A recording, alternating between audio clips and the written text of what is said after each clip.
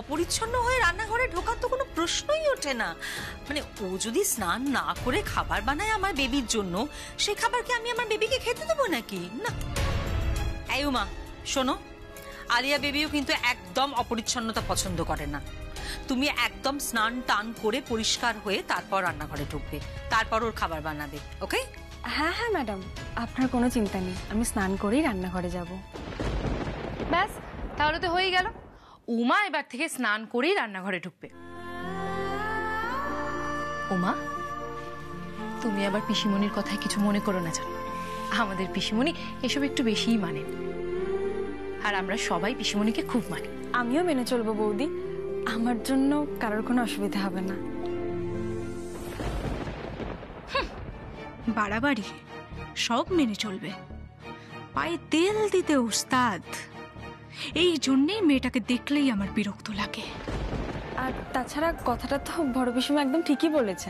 আমিও ছোটবেলা থেকেই শুনতাম মায়ের কাছে, স্নান না করে রান্নাঘরে যেতে নেই। এই তো মায়ের কথা মনে রেখেছো, তার মানে মা ঠিক শিক্ষা দিয়েছেন এবং তুমি সেটা শিখেওছো, তার মানে তুমি ভালো মেয়ে। মা ছাড়া বাড়িতে কে আছেন? বাবা কি করেন?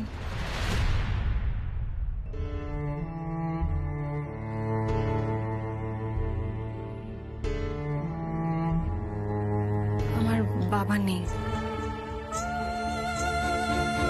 কয়েক বছর আগেই মারা গেছে।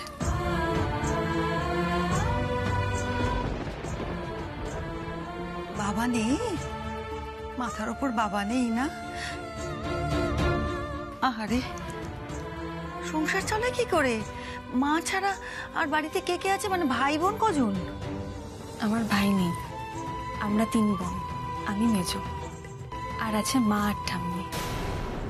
বাড়িতে পুরুষ মানুষ বলতে বাবাই ছিল, এখন আমরা 5টাই মেয়ে। তাই বুঝি তুমি কলকাতায় এসে চাকরিটা জয়েন করেছো?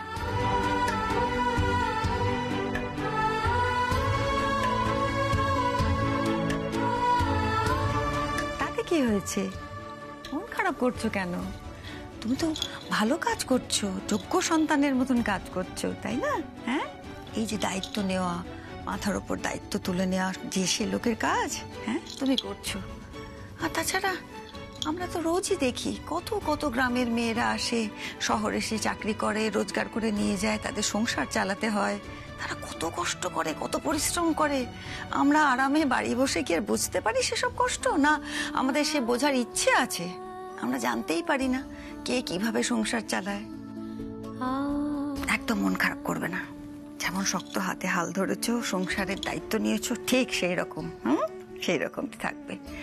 আর তারপর বাকিটুকু তো ঈশ্বরের হাতে, উনি যা লিখেছেন আমাদের কপালে, এর বাইরে বেরোনোর ক্ষমতা কি আমাদের আছে? পারবো না।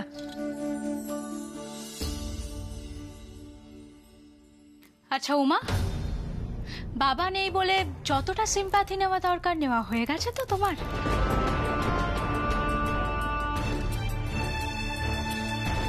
তাহলে এবার যাও, গিয়ে নিজের কাজটা করো। আলিয়া, এভাবে বলছিস কেন? ও তো নিজে থেকে নিজের দুঃখের কথা বলেনি, পিসিমণি জিজ্ঞেস করলো তাই কথাগুলো বললো।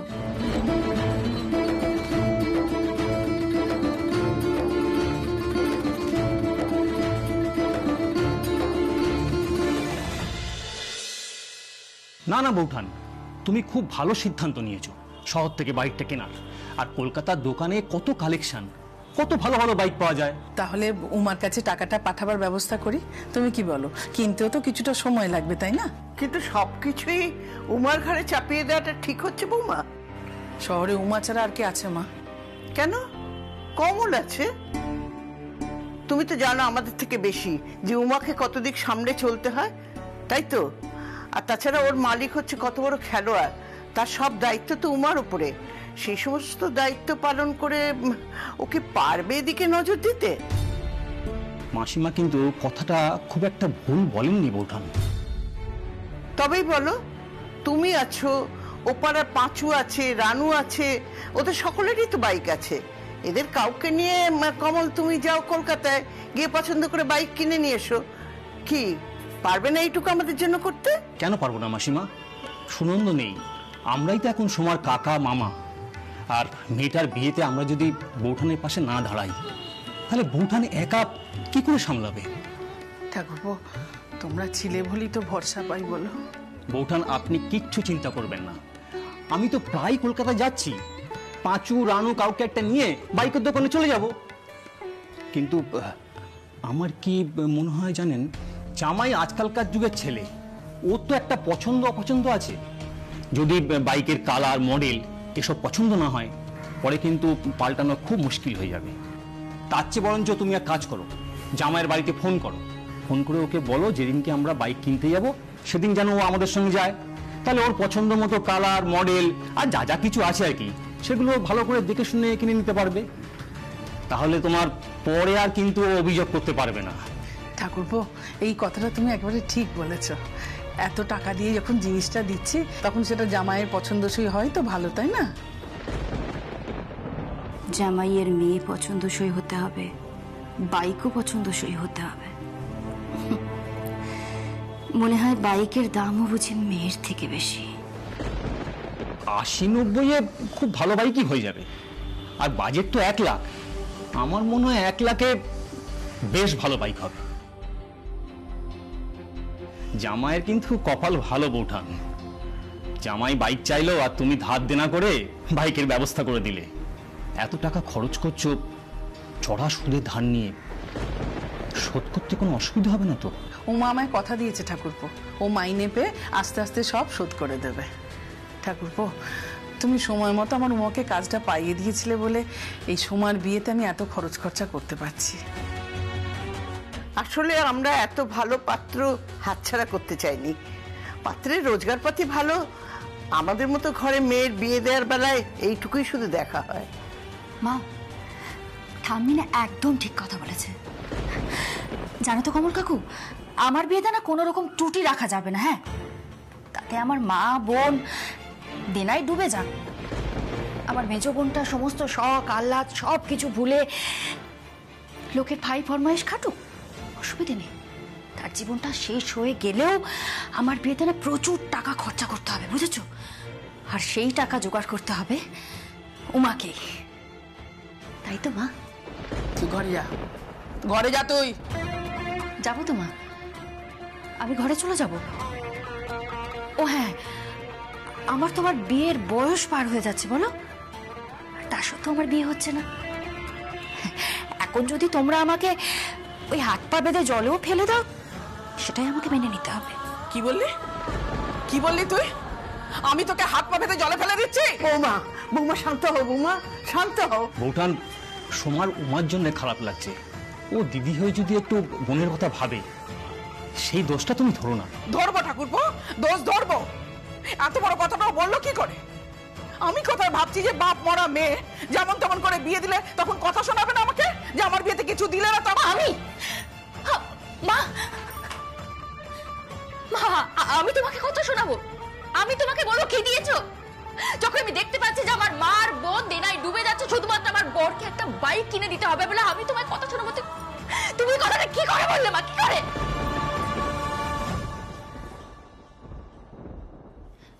শোনো মা, তুমি ওদেরকে বাইক দেবে না।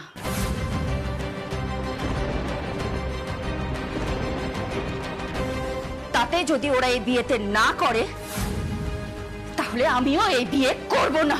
সোমা, বৌমা, বৌঠান চুপ কর দিদি ভাই, চুপ কর। আমি মা না বুঝতে পারছে না গো। দেখো, আমি স্বামীর ঘরে সুখে সংসার করবো আর আমার বোনটা আমার বিয়ের দেনা মেটানোর জন্য কেটে কেটে পড়বে, এটা হতে পারে না ঠাম্মি। ও মা, মা, ও মা, মা, আমি তোমার সামনে হাত জোড় করছি মা। দেখো, তুমি ওমার উপরে এত চাপ বাড়িও না।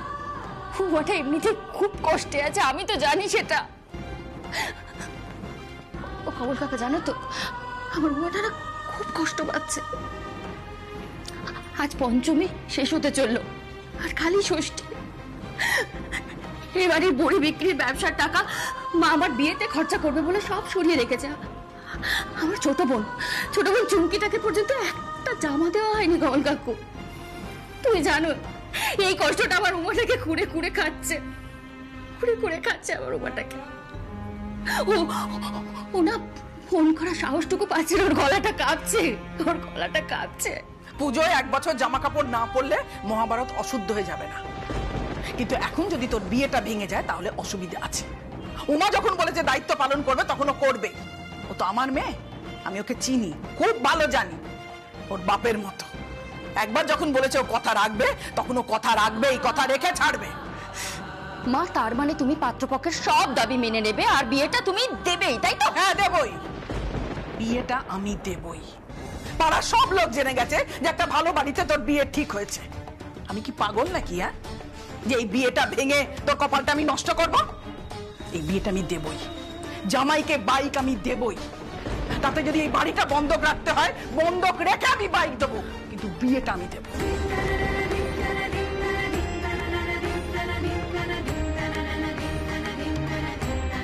দিদি ভাই যা, আলমারিতে টাকাটা আছে নিয়ে আয়, যা যা।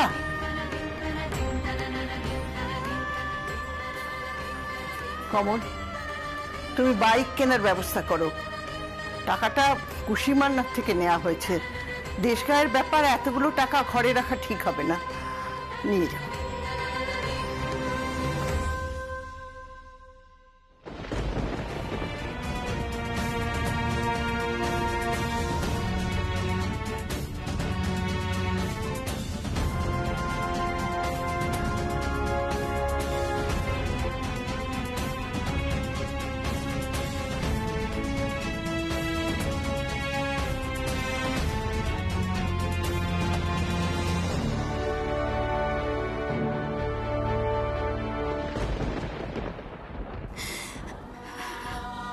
পারলাম না রে উমা, পারলাম না। তোর দিদি হয়েও তোর উপর থেকে চাপ কমাতে পারলাম না রে বোন। বাড়ির কাউকে বোঝাতে পারলাম না। আজ পরের লোকের ইচ্ছে পূরণের জন্য সবাই মিলে বাড়ির মেজ মেয়েটাকে মেরে ফেলছে।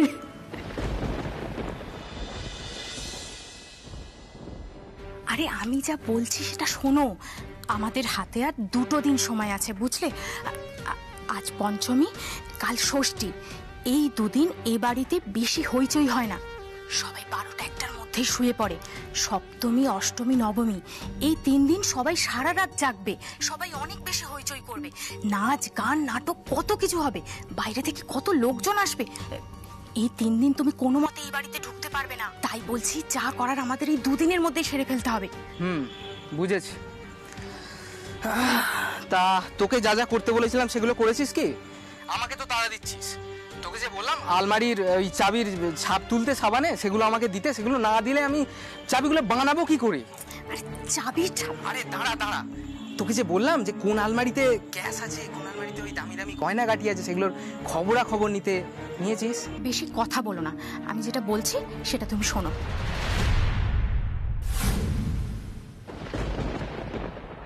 চাবির ছাপ নেওয়া হয়ে গেছে।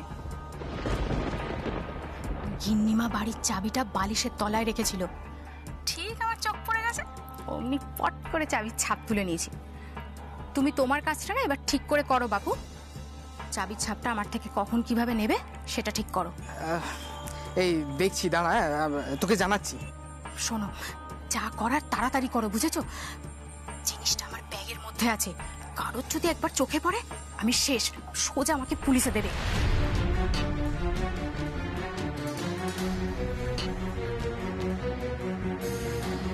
হাতে মাত্র আর 1টা দিন আছে। আরে ওরা তো রাত 12টা অবধি জাগবে, তারপর আর কত রাতে আমি ঢুকবো বল তোদের বাড়িতে? না রে রেখা, আমার মনে হচ্ছে কাজটা করতে খুব কঠিন হবে। ধুর বাবা, সেই ব্যবস্থা তো আমি করব। খাবারের মধ্যে ফাঁক তালে ঘুমের ওষুধ মিশিয়ে দেবো, ব্যাটারা খেয়ে একবারে ভস ভস করে ঘুমাবে, আর সেই সুযোগে না এই আচার্যি বাড়ি পুরো ফাঁকা করে দেবো। সোনাদানার টাকা পয়সা তো নেই এদের, সেই নিয়ে কি অহংকার বাবা। বড় লোকেদের ওরকম হয়, ছাড়।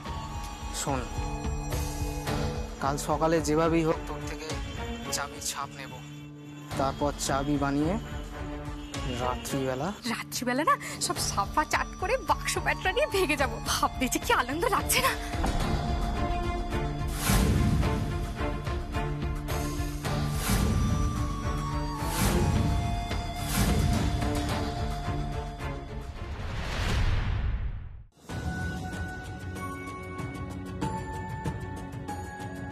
কি রে, ফোনটা ধরলো? দূর, ছোটদির ফোন তো এখনো বন্ধ। ফোন বন্ধ মানে?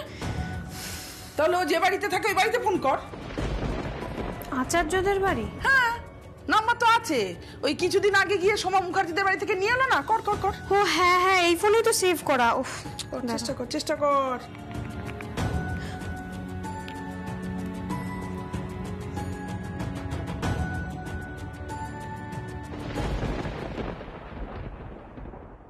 এটা কি হলো? মা, উমা কিন্তু বারবার বারণ করেছিল যে আচার্যদের বাড়িতে যাতে ফোন না করে। ছুটকি, ফোনটা করতে বলেছি, ফোনটা কর কর। দাঁড়া দাঁড়া, ওমা মা শোনো না, বলছি আমার কথাটাকে শোনো, এটা তুমি রাখো। বলছি কি যে উমা তো ওখানে আলিয়া বোসের অ্যাসিস্ট্যান্ট, তাই না? আর আলিয়া বোস এখন এই পুজোর কটা দিন শুধুমাত্র ওই আচার্যদের বাড়িতে আছে। এখন যদি আমরা উমার খোঁজে আচার্যদের বাড়িতে ফোন করি, ওরা তো বিরক্ত হতে পারে, বলো, ওরা রেগে যেতে পারে। উমার তো কাজের ক্ষতি হয়ে যাবে না মা? আমি উমার খবর নেব না? আমার মেয়েটা কেমন আছে না আছে আমি খবর নেব না? হ্যাঁ, ওরা কি অমানুষ নাকি? ফোনটা করলে রাগ করবে? আর তাছাড়া কমল ঠাকুরপো দুদিন বাদে কলকাতায় যাবে বাইক কিনতে, সেই কথাটা তো উমাকে জানাতে হবে নাকি?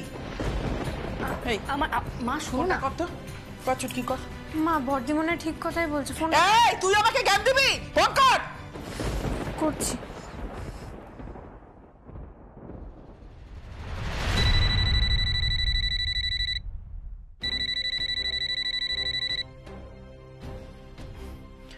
হ্যালো, কে বলছেন? হ্যালো, ছোটদি আছে? ছোটদি? কে ছোটদি? হ্যালো, উমা উমা উমা ওই আলিয়া বোসের জন্য কাজ করে। উমা আপনাদের বাড়িতেই আছে। হ্যাঁ উমা, কি হয়েছে? ওর সাথে কি একটু কথা বলা যাবে? আপনারা কি ওর বাড়ির লোক? হ্যাঁ হ্যাঁ, বাড়ির লোক। হ্যাঁ, আপনারা ওর বাড়ির লোক যখন ওর মোবাইলে ফোন করুন না। আসলে আমাদের তো পুজোর বাড়ি, বুঝতেই পারছেন, কাকে ডাকবো বলুন? আর এইভাবে ল্যান্ডলাইনে কখনো ফোন করবেন না, কেমন? না মানে একটু যদি দয়া করে ডেকে দিতেন। আচ্ছা, মুশকিল তো হবে না বললাম তো, কথা বোঝেন না? অদ্ভুত। দাদা ভাই দাঁড়া, ফোনটা আমার কাছে।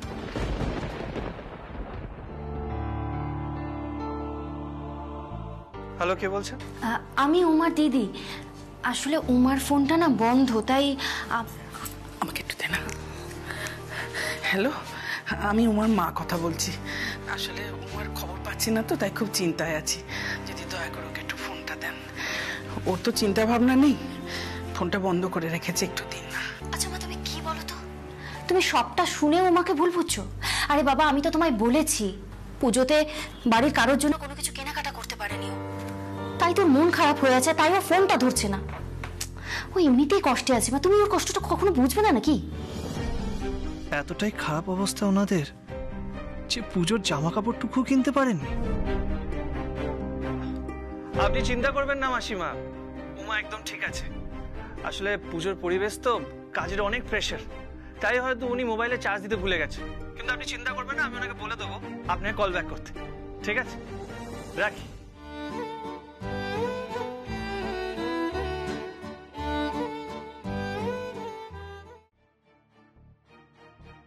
অভি, এগুলো একটু বাড়াবাড়ি হয়ে যাচ্ছে না? কি না মানে, এই উমার বাড়ির লোককে এতটা এন্টারটেইন করার কি কোনো দরকার আছে? এতটা বাড়াবাড়ি করার কি দরকার আছে? এতে তো অশান্তি বাড়ছে। অশান্তি? অশান্তি কোথায় হচ্ছে? কেন, বাড়িতে। তুই কি দেখতে পাচ্ছিস না? দেখ, উমা আলিয়ার 5 ফরমাস খাটে, মানে এক কথায় ওর কাজের লোক। তো ওর বাড়ি থেকে ফোনে পাচ্ছে না, তুই দৌড়ে গিয়ে সার্ভেন্ট কোয়ার্টারে খবর দিতে যাচ্ছিস। এটা কি ঠিক দেখাচ্ছে? তুই বল। দাদা, সার্ভেন্টস কোয়ার্টার মঙ্গল গ্রহে নাকি যে যাওয়া যায় না? আর তুই কি ভুলে গেছিস ছোটবেলায় লুকোচুরি খেলার সময় আমরা কতবার বনমালী কাকার ঘরে যেতাম? ভুলে গেছিস নাকি? তখন আমরা ছোট ছিলাম অভি, এখন বড় হয়েছি, তুইও বড় হয়েছিস, ব্যাপারটা বুঝতে হবে তো। বড় হয়ে গেলে কি মানবিকতার বিসর্জন দিতে হয়? মানবিকতা? ওই মানবিকতা দেখাতে গিয়ে পায়ে রডের বাড়ি খেয়েছিস, তাই না? ভুলে গেলি এর মধ্যে? না মানে, মানবিকতা তো এতক্ষণে জানা দিয়ে পালিয়ে যাওয়ার কথা। দাদাভাই কি করে জানলো যে আমি মার খেয়েছি? সাফা চাট করে তোমার মনের ময়লা আমি সব দূর করে দেব। তখন দেখবে তোমার মন আমি চুরি করে নেব। আমার মনের চাবি থাকবে তোমার কাছে, আর তোমার মনের চাবি থাকবে আমার কাছে। আচ্ছা রাখি তাহলে এখন।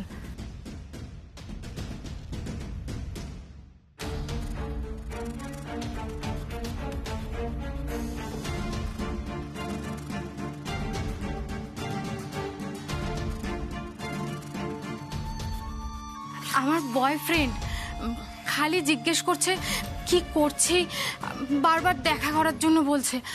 আচ্ছা বলো তো, এই পুজোর বাড়ি যখন তখন কি বেরিয়ে গিয়ে দেখা করা যায়? আমার উপরে না খুব রাগ করেছে, তাই মিষ্টি মিষ্টি কথা বলেও রাগ ভাঙাচ্ছিলাম।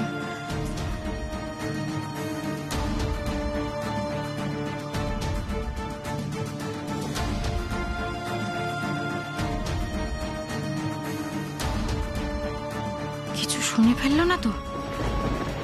মেয়েটাকে দেখে তো বোঝার উপায় নেই, শুনলো না শুনলো না। খুব শেয়ানা, এমন ভাব করে যেন ভাজা মাছটা উল্টে খেতে জানে না।